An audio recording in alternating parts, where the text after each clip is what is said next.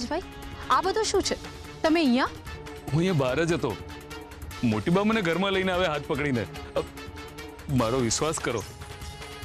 લાગે છે મોટી બા બધું ભૂલી ગયા છે. એમણે જ તો તમને અહીંયાથી કાઢ્યા હતા. એમને કંઈ જ યાદ નથી રહેતું. 2 દિવસ સુધીની બધી વાતો યાદ રહે છે અને પછી બધું જ ભૂલી જાય છે. સારું થયું કે મોટી બા બધું ભૂલી ગયા છે. એ બહાને મને ઘરમાં આવવા મળ્યું. મમ્મી, મમ્મી, ક્યાં છે તું? આજે કેમ મમ્મી કઈ દેખાતી નથી? એ છે ક્યાં? Mummy, mummy.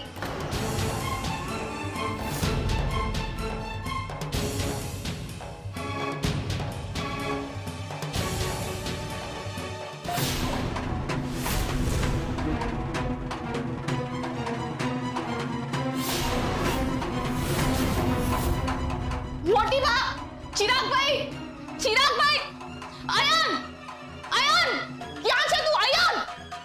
પરી, શું થયું?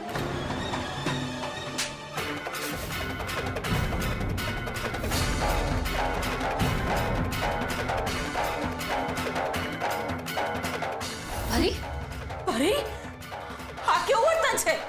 આટલું કર્યું એ ઓછું હતું કે તમે ફરીથી મારી મમ્મીને ગાયબ કરી દીધા?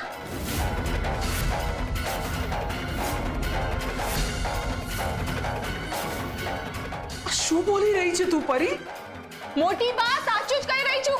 મમ્મી ઘર છોડીને ચાલી ગઈ છે. આ લટર જુઓ. શું? આ લટર જો. મમ્મી ઘર છોડીને ચાલી ગઈ છે. લચ્છા આંટી ઘર છોડીને ચાલ્યા ગયા? પણ એ ગયા તો ગયા ક્યાં? એ આ અયન અને અનસુયા આંટીને ખબર કે મારી મમ્મી ક્યાં ગઈ છે. આવડે જ કંઈક કર્યું હશે એટલે મમ્મી ઘર છોડીને ચાલી ગઈ છે. એમણે મમ્મી સાથે કંઈક કર્યું છે અને આ લેટર પર આડું જલ્દી છે. બોલ હરિયા, શું બોલે છે તું? અંશુયા આંટી આવું શું કામ કરે? ભૂલી ગઈ સરગમ? સરગમ તું ભૂલી ગઈ કે મારી મમ્મી માંડ બચી હતી. આપણે જ કંઈક કર્યું હશે. ના ના પરી, એવું ના હોઈ શકે. પરિયા, તું જે વિચારી રહી છે એવું જરાય નથી. હા, એવું જ છે જેવું હું કહું છું. સરગમ તું મારી વાત નથી માનતી. અને તું હું પૂછું છું.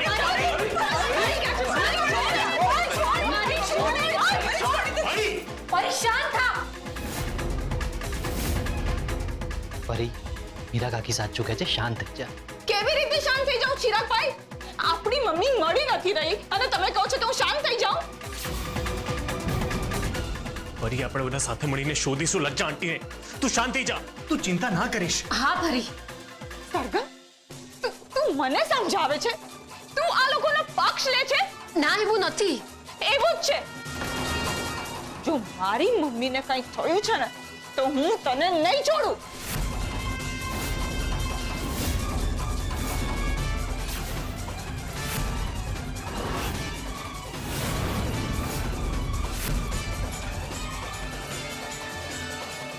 પરી, પરી, પરી, પરી.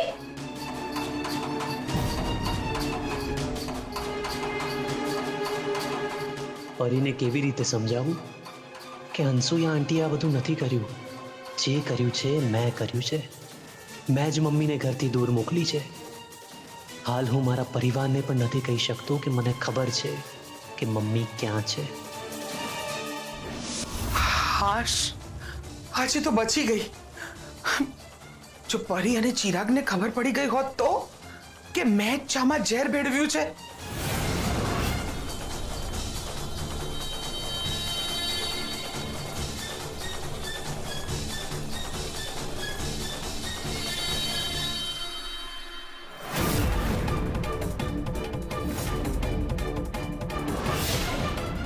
તે ઝેર ભેળવ્યું તું મમ્મી?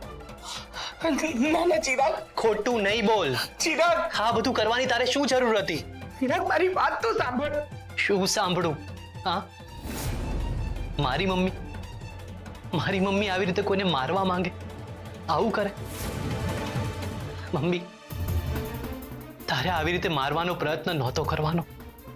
ના, તારે આવી રીતે પ્રયત્ન નહોતો કરવાનો. તારે ડાયરેક્ટ મારી જ નાખવાની હતી.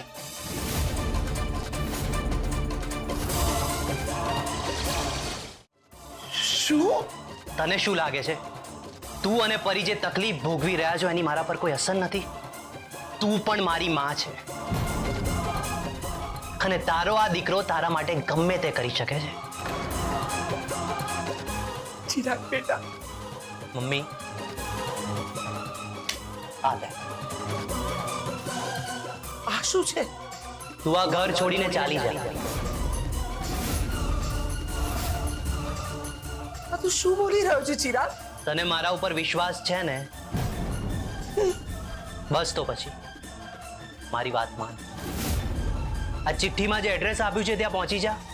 તારી બધી જ સગવડ મેં કરી નાખી છે. બસ તારી પાસે મોબાઈલ નહીં રાખતી. પણ હું તારો સંપર્ક કઈ રીતે કરીશ? સમય આવે હું તારો સંપર્ક કરીશ. તારે મારો સંપર્ક કરવાની જરૂર નહીં પડે.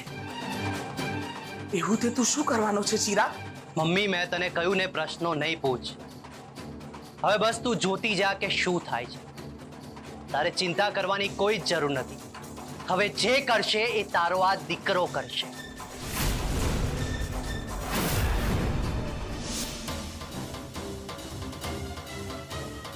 સમય આવે મારી મમ્મી આ ઘરમાં પાછી આવી હશે, પણ ત્યાં સુધી મેં જ એને આ ઘરની બહાર મોકલી છે એ કોઈને ખબર ન પડે એનું ધ્યાન મારે રાખવાનું છે.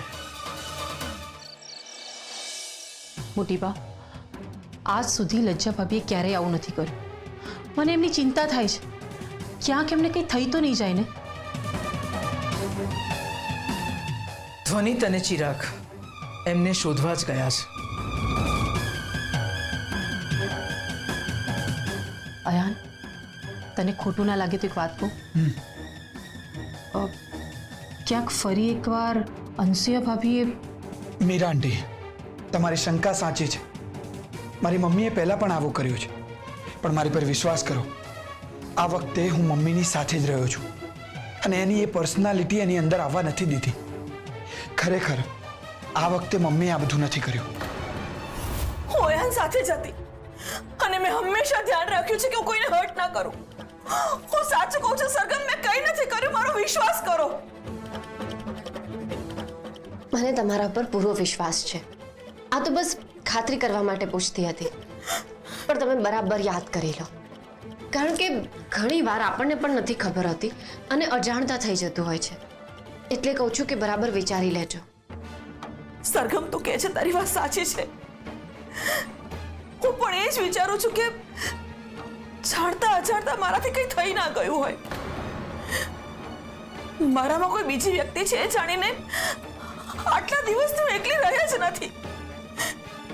એકલી રહું તો કદાચ એ મારા પર હાવી થઈને. એટલે ખરેખર મેં કે આને કંઈ જ નથી કર્યું.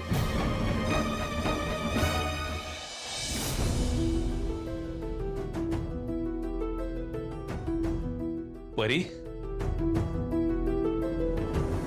તમે અહીંયા શું કરો છો? નીકળો અહીંયાથી. મારા રૂમની બહાર નીકળો.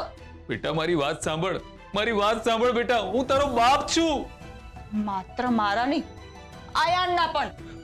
એનાથી શું થયું? એનાથી તારો ને મારો સંબંધ તૂટી થોડો જવાનો છે? મારે છે ને તમારી કોઈ જ વાત નથી સાંભળવી. તમે નીકળો મારા રૂમથી. મારા પરી બેટા આવું ના કર બેટા મારી સાથે. પરી! અરે આ શું કરે છે? આ તારા પપ્પા છે. એકવાર સાંભળી તો લે કે કહેવા શું માંગે છે. સરગમ, મારે કોઈ જ વાત નથી સાંભળવી. શું સાંભળું કે જેણે મારી મમ્મીની જિંદગી બગાડી, જેણે અમારી પરફેક્ટ ફેમિલી બગાડી, એ બેટા આ બધું સંજોગ વસાત હતું. મને માફ કરીને સ્વીકારી લે બેટા. હું તને બહુ પ્રેમ કરું છું બેટા. સંજોગ વસાત નહીં, લાલચ વસાત થયું છે. તમે અમને નહીં પણ પોતાના સ્વાર્થને પ્રેમ કરો છો અને એનો જ ફાયદો અનસુયા આંટી ઉપાડી રહ્યા છે. એવું નથી પરી બેટા. તારા અને ચિરાગ માટે મને હંમેશા લાગણી છે. હું તમને બધાને પ્રેમ કરું છું. અને એ લોકોને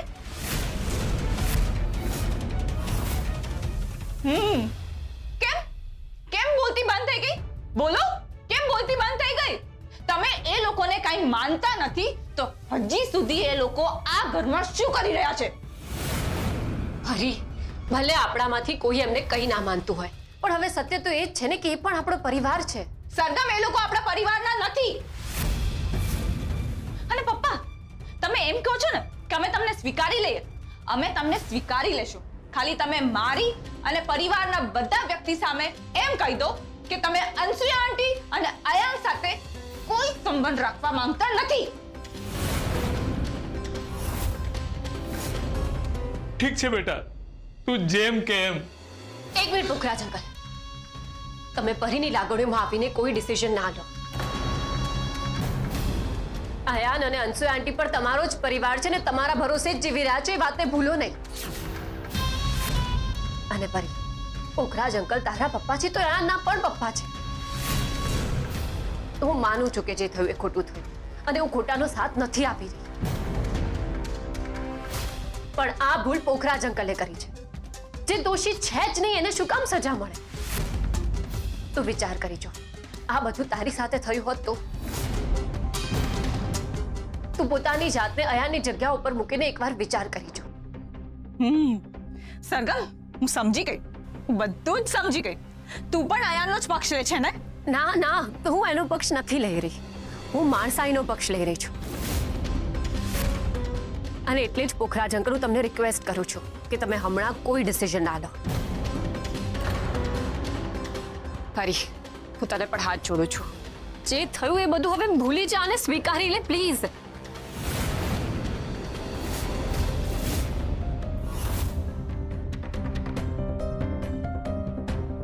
પુખરાજ અંકલ, તમે ચાલો. સારું બેટા, તમે કહો એમ.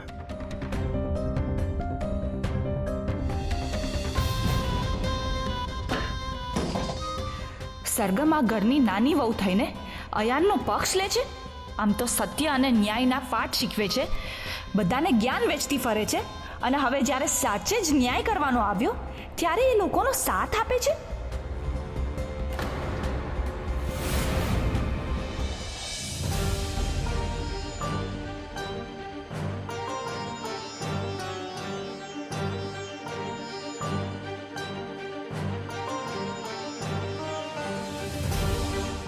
સરગમ, તું ખોવાયેલી લાગે છે. તારા મનમાં શું ચાલે છે?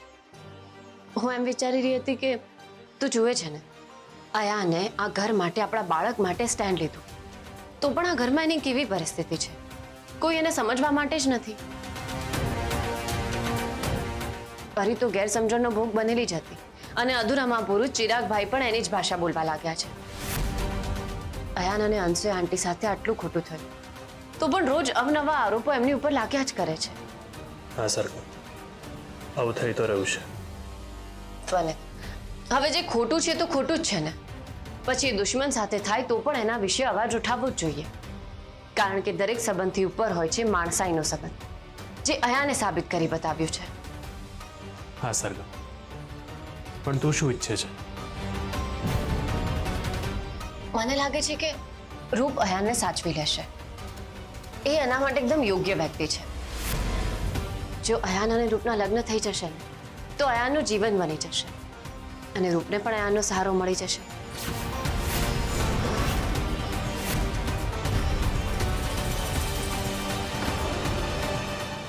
આટલું કર્યું છે મારા જીવનમાં તો પણ અમને સંતોષ જ નથી.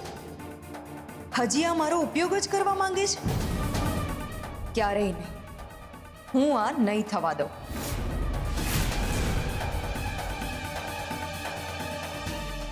અને રૂપ માટે પણ સારું જ છે ને. જો ને, એ આપણા માટે કેટલું બધું કરી રહી છે.